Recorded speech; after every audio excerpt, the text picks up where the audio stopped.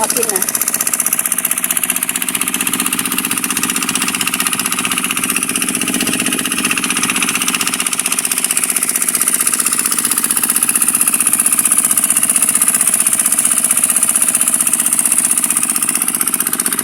Tingnan natin yung tubig. Oh, mabilis lang magpatubig si Kuya Eddie kasi malaki ang ginagamit nilang hose. Yung sakong hose. Ayan.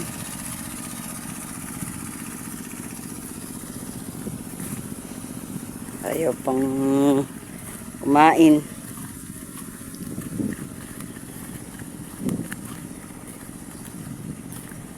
Naaahon muna kami at yun naman daw ay hindi naman kailangan bantayan itong makina.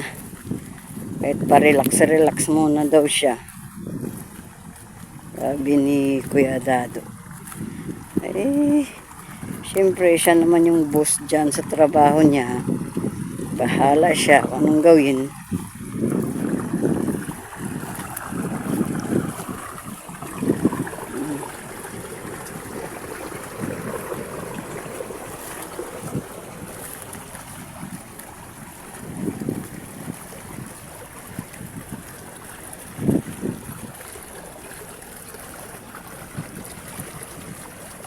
Dapat dyan pa sa bandang ano, ba ganon.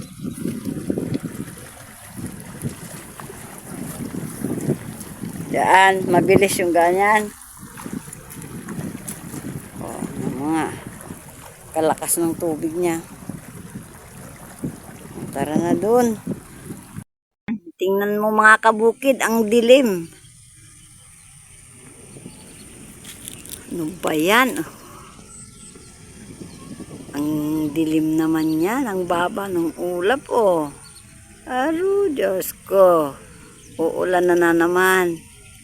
Pero dito sa amin, tingnan nyo naman po, ang taas po ng araw. Ay, sumisikat ang araw dito. Pero mga kabukid, malapit na lang yan, oh. Sa palagay nyo kaya, saan kaya yan banda? Saan kaya banda? Kaitim. Nagmula sa Tarlac. Oh. Ayan na. Bumagsak na talaga.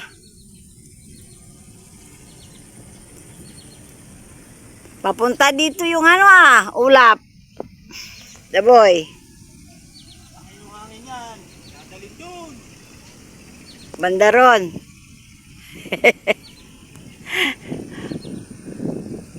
Ayan mga kabukid, napakadilim. Wala na yan eh.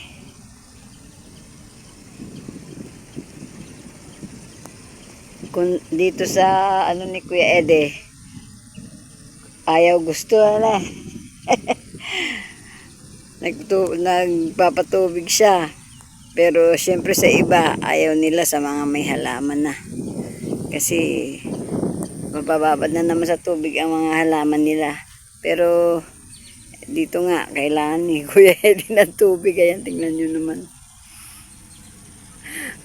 Mukhang tutulungan ka yata magpatubig eh. Eh kasi siguro ang bagal ng patubig mo eh.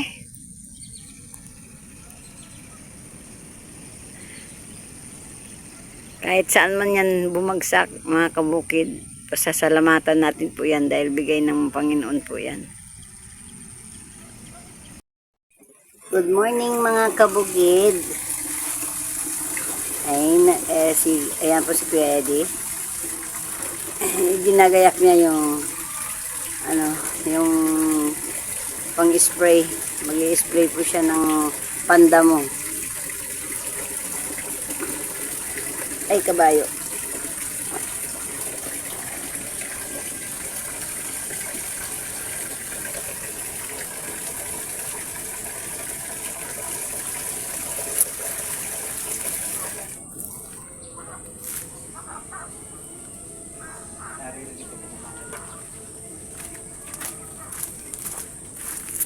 Hindi naman natin marinig dito yung makina. Layo.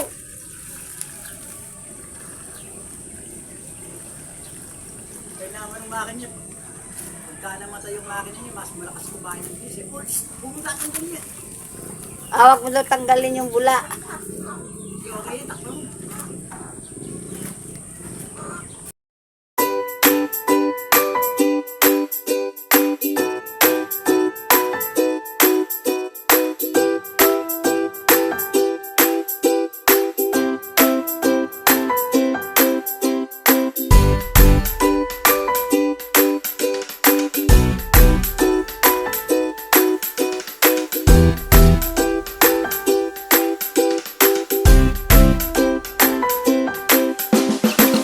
Kabukid. Tayo po ay sasamahan namin po si Kuya Eddie. Mag-i-spray po siya ng pandamo sa gilid ng tarundon.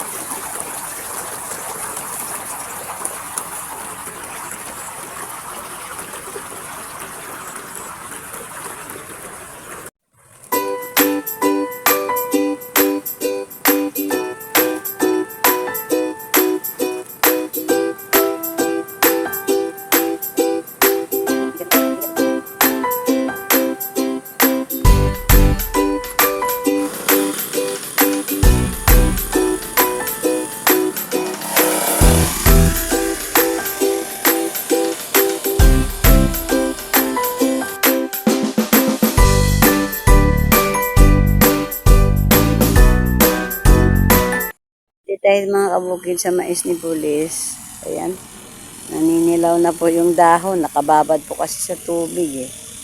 Ayan.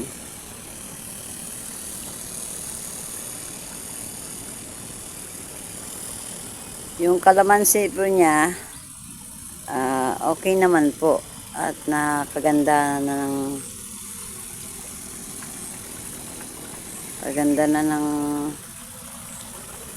mga dahon niya. Lumalabong, lumalaki. Okay naman siya. Basta wag lang po siya mababad sa tubig. Mahirap na po yun. Lalo na sa mga edad nga po nila na yan.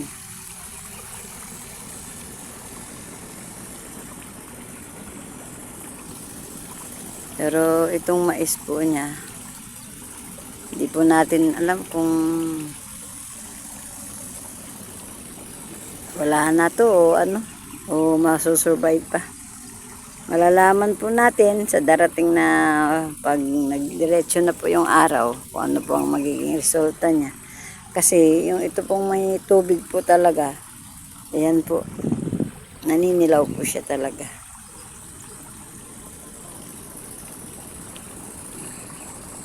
Pero po sa kalamansi, wala pa po akong nakikitang nagka-problema. Maganda pa po talaga. Maganda pa siya. Update din po tayo dito sa tinukuhanan ng tubig ni Kuya Eddie sa sapa. Tingnan natin kung ano na po ang ano niya, resulta niya. Kung bumababaw ba o lumalalim pa.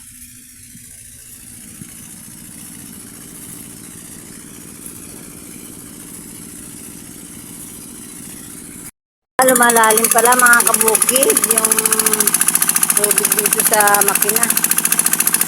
Ayan.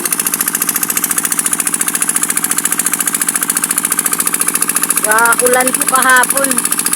Dalawang sunod na ulan na naman kasi eh.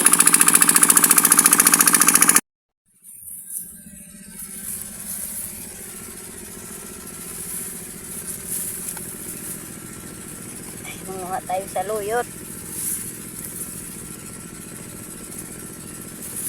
Para may uulaman tayo mamaya.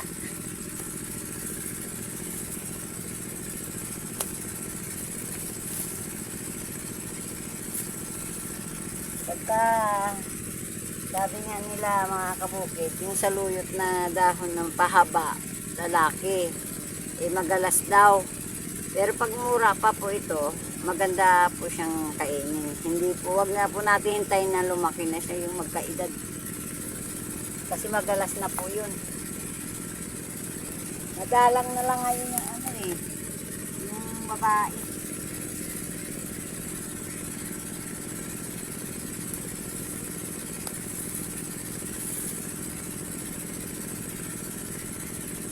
Madalang na lang lumitaw ang babae ngayon. Pag talaga po nagpupunla ka na ng saluyot, yun babae po.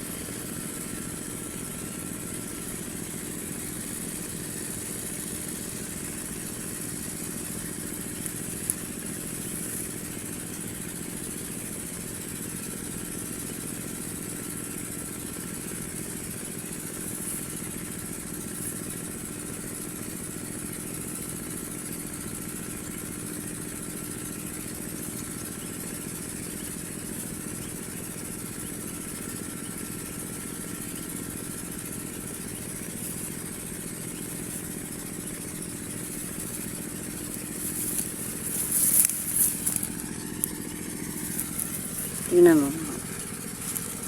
Maganda naman, di ba? Kabukid, ito po pala yung katabi ni Eddie rito. Ayan. Ito po yung hindi matatrabaho agad nung katabi niya kasi hinihintay pa po sila. Ayan. Ito po yung bana na nasasakop nung paglalagyan niya ng palay. Kaya nga mga kabukid, pagka tag-ulan, ayan, ito hindi na po ito kailangan ng tubig. Ganyan na po yan. At pag nagkataon, palalabasin na lang po siya dyan. Yun. Yung taas na yan, nangangailangan pa po ng karagdagan ng tubig. Kaya hindi pa makakapag-umpisa rin itong katabi niya. Ayan, tingnan mo mga kabukid, kalalim. Ang lalim pala ng palay pala yan.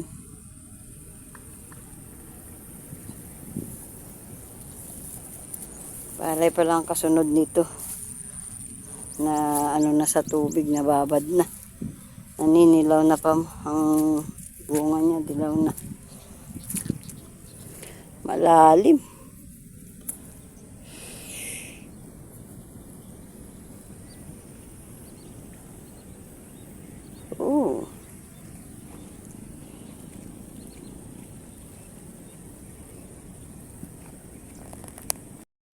Itong pilapil na to, mga kabukid, na spray, ay na tabas na to ni Kuya Eddie.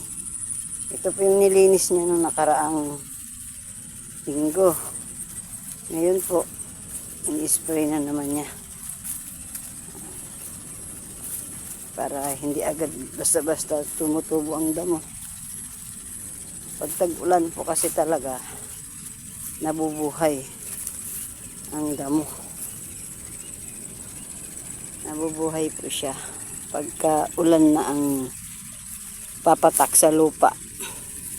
Iba ang tubig ulan, nakakabuhay. Ayan.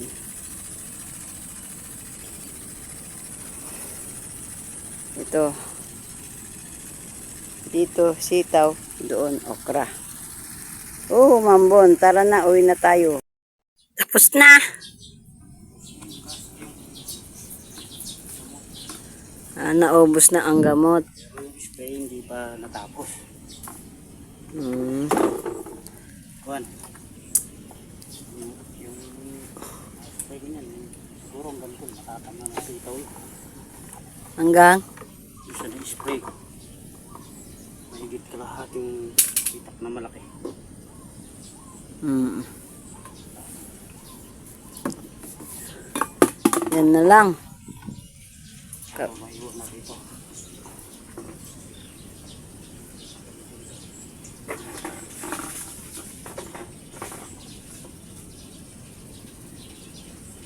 Hindi natapos yung sprayhen pero yung gamot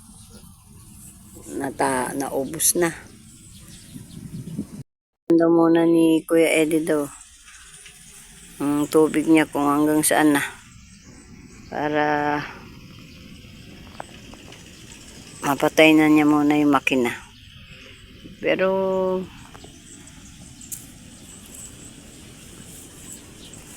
malalaman natin kasi ito matubig na inside na to. Doon na lang, hindi ko kanina doon napansin, parang wala pang ganong tubig doon. Medyo mataas kasing gawin na yun. Pero yung sa kabila doon, sa bana, talagang matatawag mong bana. Dahil bagsakan siya ng tubig. Nakita niyo naman po yung katabi niya. Puno pa hanggang ngayon. Paano kaya nila yun itatapon? Pakakawalan pag araw na. Pero sa palagay ko, parang hindi pa mag-aaraw kasi ayun na naman ang lulam mga kabukid.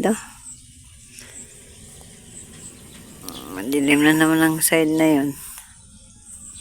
Oh, may bundok ng arayat na yan. Laging umiiyak si Maria, sinukuan yata eh.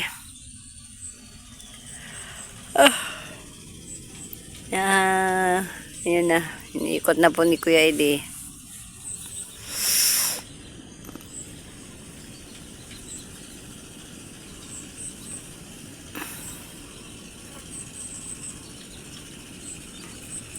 Ganda ng view.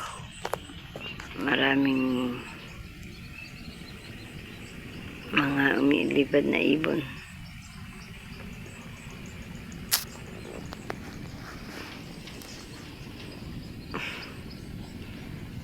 Ayan, ang gumagawa po ng kubo doon.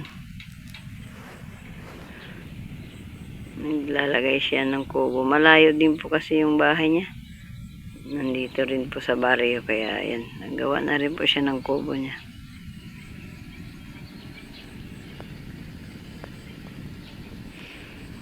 Hindi rin iba po kay Eddie yan. Halos mga sa suba, sa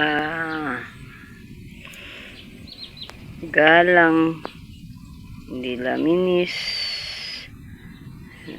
padilya, ribultan, halos mga magsasaka po sila.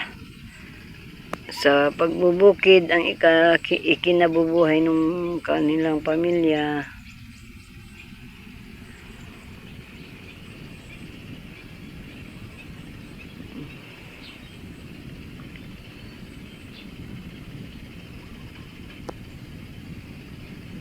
Ang ginagawa ni Kuya Eddie.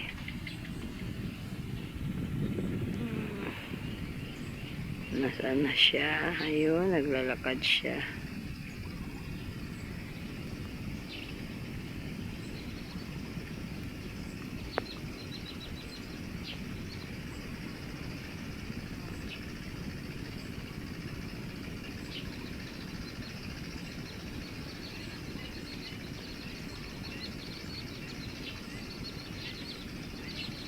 Ganda ng mga ibon na.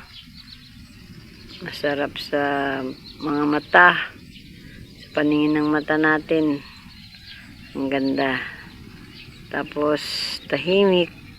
Ang maririnig mo, huni ng mga ibon, huni ng makina. Ayan.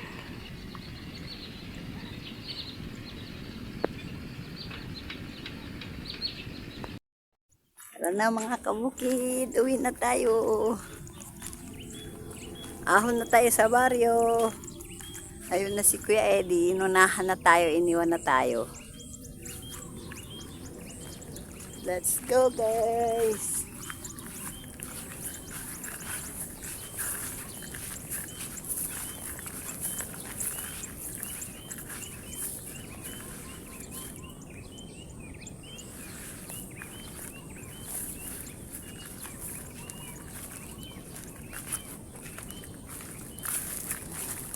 Ahon muna tayo sa baryo.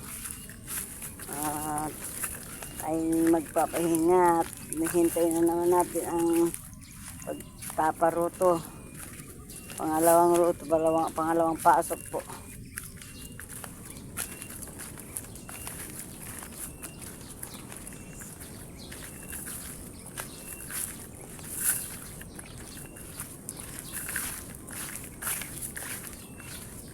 Init na po. Sana hanggang mamayang hapon ganito ang panahon. Mainit. Para tuloy-tuloy na. Tuloy-tuloy na ang trabaho.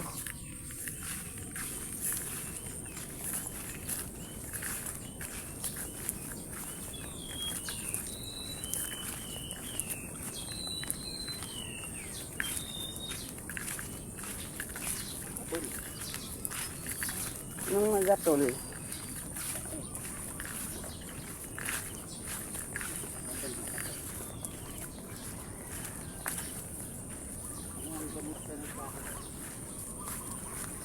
Gamutin. Kaskas mo sa pader. Ayaw mo ng pader, yung dingding. Halo black. Halo black. Kaskas mo sa halo black.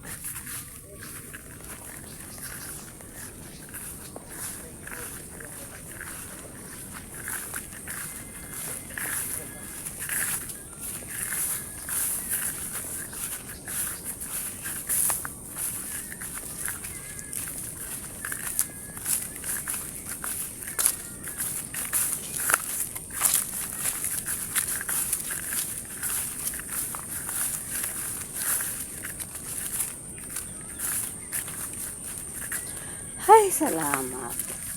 Malamig.